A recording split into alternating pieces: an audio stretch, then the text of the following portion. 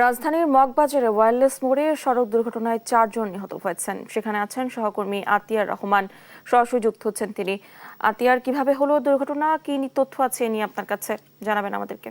হ্যাঁ ডানা, আপনি যেমনটি জানতে চেয়েছেন যে ঠিক কিছুক্ষণ আগেই কিন্তু এই রাজধানীর মগবাজার ওয়্যারলেস গেট থেকে একটি ভয়াবহ দুর্ঘটনা ঘটেছে এবং এখানে আমরা এসে যেমনটি দেখতে পেরেছি যে দুটি মোটরসাইকেল এবং একটি সিএনজিকে একটি বড় লরি কিন্তু পিষে দিয়েছে এবং আমরা যেমনটি জানতে পেরেছি যে লরিটির ব্রেক ফেল হওয়ার কারণে কিন্তু এই ঘটনাটি ঘটেছে।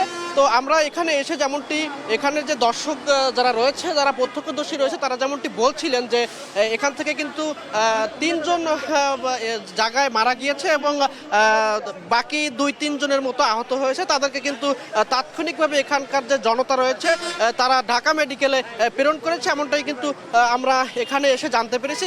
আমরা যদি একটু জানতে চাই যে আসলে এখানের ঘটনাটি কি ঘটেছে এবং আপনি কি দেখেছিলেন। ভাই, আমি আপনার ওই সাইডে একটা মুদি দোকান আছে, আমার রুগী আছে আপনার কমিউনিটি হসপিটালে। তো আমি রাস্তাটা পার হইতাছি, আমার বাসা এখানে আজকে অনেক বছর ধরে।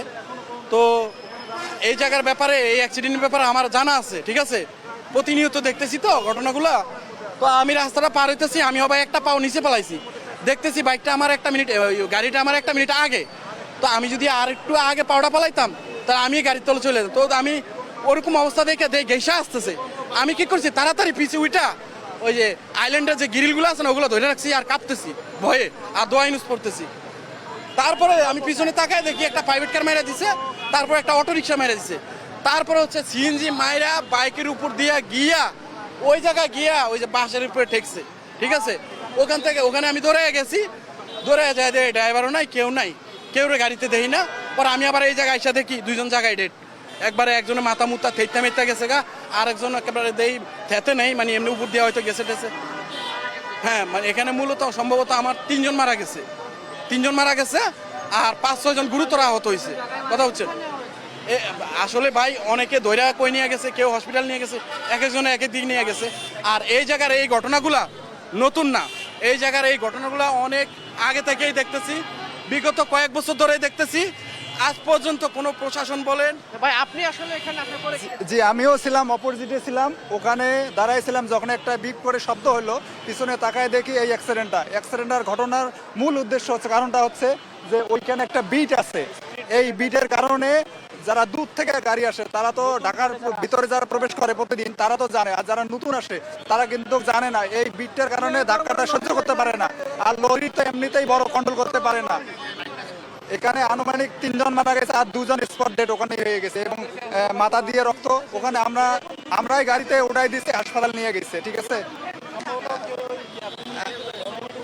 এইরকম ঘটনা গতকালকে রাত 3:30টার মধ্যে একটা ঘটনা ঘটছে। আমরা স্থানীয় একজনের কাছে, মুরব্বীর কাছে জানতে পারছি যে কালকেও এরকম একটা ঘটনা ঘটছে, কিন্তু কালকে রাস্তা ফাঁকা কারণে, যার কারণে কোনো হতাহত হয় নাই। কিন্তু আজকে হ্যাঁ, আমরা এখানকার প্রত্যক্ষদর্শী যারা রয়েছে তাদের কাছ থেকে যেমনটি জানতে পেরেছি যে এখানে কিন্তু 2টি মোটরসাইকেল একেবারে পিষে গিয়েছে, পাশাপাশি একটা সিএনজিও কিন্তু পিষে গিয়েছে এবং ঘটনাস্থলেই কিন্তু যেমনটি এরা বলছিলেন যে 3 জন মারা গিয়েছে এবং বাকি কয়েকজন আহত হয়েছে।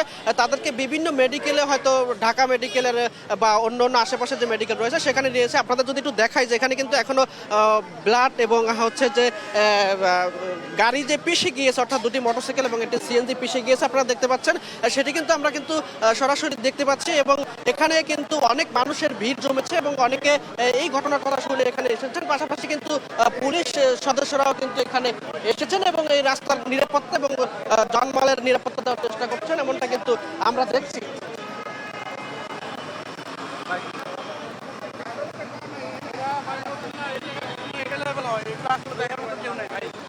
হ্যাঁ, আমরা এতক্ষণ কিন্তু আপনাদের যেমনটি দেখিয়েছিলাম যে এখানে যে ঘটনাস্থানে যে 3 জন মারা গিয়েছে, এমনটাই কিন্তু এখানকার প্রত্যক্ষদর্শীরা বলেছিলেন এবং বাকিদেরকে কিন্তু ঢাকা মেডিকেলে নিয়ে যাওয়া হয়েছে।